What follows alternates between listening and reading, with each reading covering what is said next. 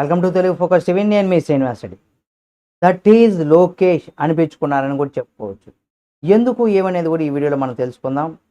అయితే ఏపీలో 16,347 మంది కొత్త టీచర్లు వచ్చారు. అంటే మెగా డిఎస్సి 2025 పూర్తి మెరిట్ లిస్ట్ను కూడా అధికారికంగా విడుదల చేశారు.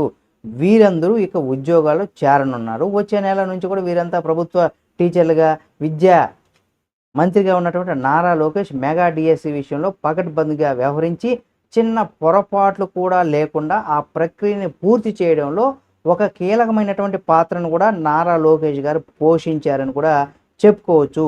దానివల్ల మెగా డిఎస్సి నోటిఫికేషన్ ఇప్పుడు ఇచ్చినప్పుడు మాజీ విద్యామంత్రి బొత్స సత్యనారాయణ ఇన్ని టీచర్ పోస్టులు ఖాళీగా ఉన్నాయని తమకు తెలియదని ఎలా భర్తీ చేస్తారో కొంత అమాయకంగా ఆ విషయాన్ని గతంలో కూడా ప్రశ్నించారు. ఎందుకంటే జగన్ రెడ్డి ఎన్నికల్లో గెలవడానికి మెగా డిఎస్సి హామీ కూడా బాగా ఇచ్చారు. అధికారంలోకి రాగానే టీచర్లను నియమిస్తామన్నారు. కానీ 5 సంవత్సరాలు మెగా డిఎస్సి కాదు కదా, ఒక డిఎస్సి కూడా వేయలేదు. అంటే టీచర్లను రాచి రంపాన పెట్టారనే కూడా చాలామంది టీచర్లు ఆ రకమైనటువంటి అభిప్రాయం కూడా ఉంది. ఎందుకంటే ఒక్క టీచర్ జాబ్ కూడా మెగా డిఎస్సి కూడా ఇవ్వలేదు. అసలు టీచర్ పోస్టులు ఖాళీలే లేవనేసి కూడా చెప్పేశారు. లేకపోయినప్పుడు దాన్ని ఎలా మెగా డిఎస్సి ఇచ్చారు?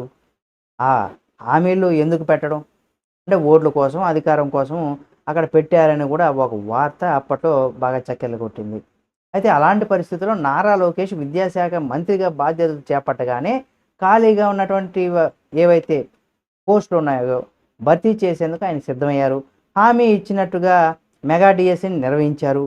వీటిని ఆపేందుకు వైసీపీ తరపున పదుల కొద్దీ పిటిషన్లు కూడా కోర్టులో వేయించారు. అయితే సుప్రీంకోర్టు వరకు వెళ్ళారు. కానీ ఒక్క చోట కూడా ఆ ప్రక్రియ ఆపలేకపోయారు. వైసీపీ వేసే పిటిషన్లు కావచ్చు, వాటి కౌంటర్ ఇచ్చేటువంటి విషయంలో సమర్థవంతంగా న్యాయ బృందాన్ని నారా లోకేష్ గారు ఇక్కడ ఎంగేజ్ చేసుకున్నారు. దాని ఫలితంగానే న్యాయపరంగా ఎలాంటి సమస్యలు కూడా లేకుండా రిక్రూట్మెంట్ ప్రక్రియ పూర్తి అయిపోయింది.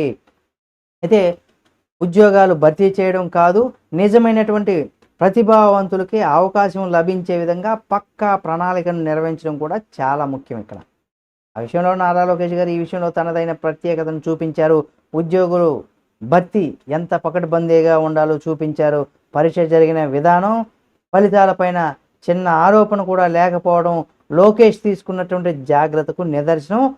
100% ఈ విషయంలో జగన్మోహన్ రెడ్డి గారి కంటే కూడా 1000 రెట్లు బెటర్ అనే విధంగా కూడా ఇక్కడ డిఎస్సి పెట్టి ఆ పోస్టులు కూడా ఇప్పించే విషయంలో 100% సక్సెస్ అయ్యారని చెప్పుకోవచ్చు.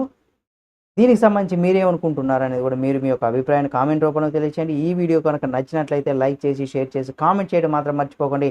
ఇలాంటి మరిన్ని వీడియోలను ఎప్పటికప్పుడు మీ ముందుకు తీసుకొస్తుంది మన తెలుగు ఫోకస్ టీవీ ఛానల్. కాబట్టి సబ్స్క్రైబ్ చేసుకొని పక్కనే ఉన్న బెల్ బటన్ ఒకటి మాత్రం మర్చిపోకండి.